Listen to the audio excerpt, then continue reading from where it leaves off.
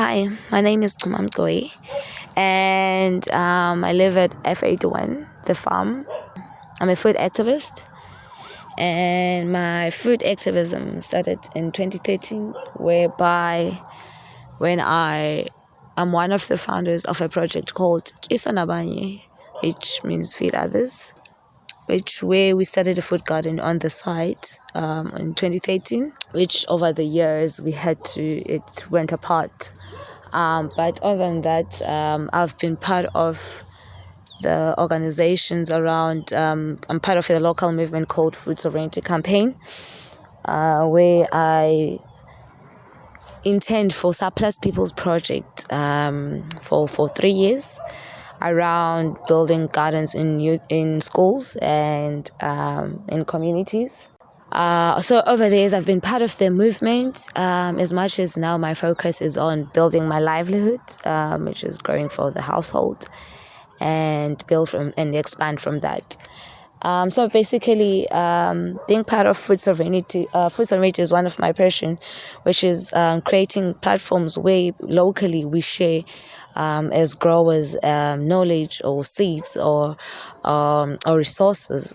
So it's been as I'm part of global movements like La Via Campesina, part of the food sovereignty campaign locally.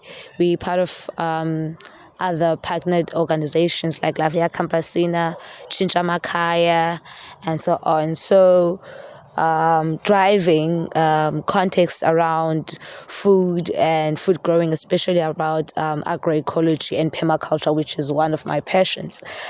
So on the pandemic, as much as a grower and knowing food growing, also panicked because I wasn't prepared. I didn't have produce for myself for the pandemic. So, and also which the panic was to actually, I'm going to also face poverty and hunger in the time of poverty. As much as government promised parcels and food, as I am not working this year, it became a panic.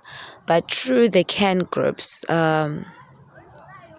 we managed to the connectedness and the synergies amongst people, that actually the self-organizing and people coming together and organizing food for people, fresh vegetables for people from the farms, and seedlings and seeds for us to actually revive our gardens.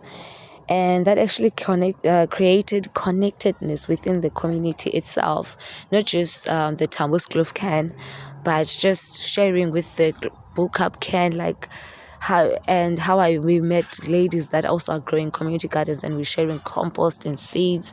So it's just created these synergies amongst communities, which has been amazing, and more people wanting to actually contribute on growing food, which that's what the Mother Earth needs for us to put food sovereignty as a response to climate and food inequality. As much as we managed to get food, but we've seen people going hungry in this pandemic, causing people in poverty in this pandemic because of food. So food is an essential, food is a need.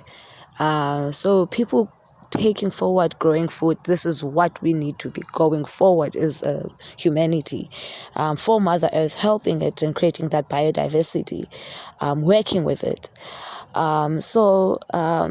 Those are the impacts that created, like the connectedness amongst and the awareness that it raised amongst people and the food growers.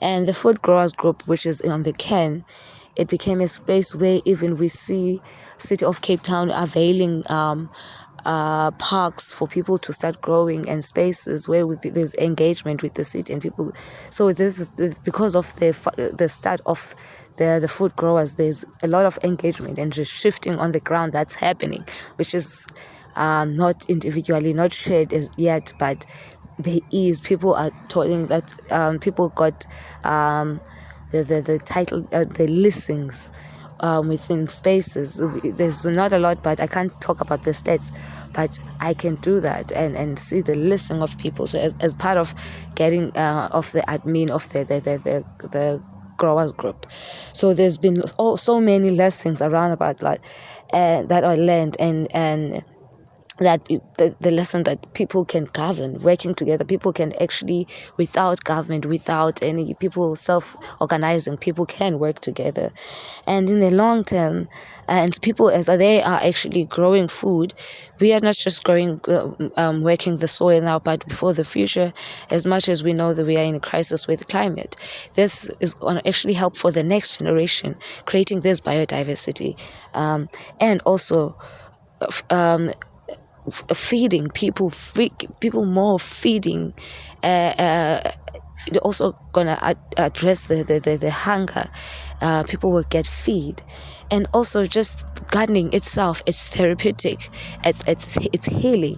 So obviously, culturally and spiritually, people grow because we have too much angers, but it's where we release.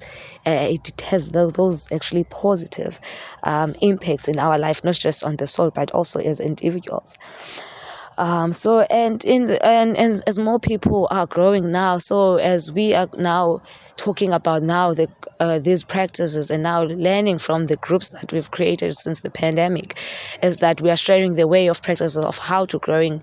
I see more permaculture. I see agroecology. I see people want to practice biodiversity and want to mimic nature, and moving away from monocultural system. And so there's a lot of those contexts going on the ground. So people are starting to question what we've been eating. Never mind the pandemic, but people are starting questioning what we've been eating. So the practices of food, people growing more food and wanting to green the spaces, brings about this context.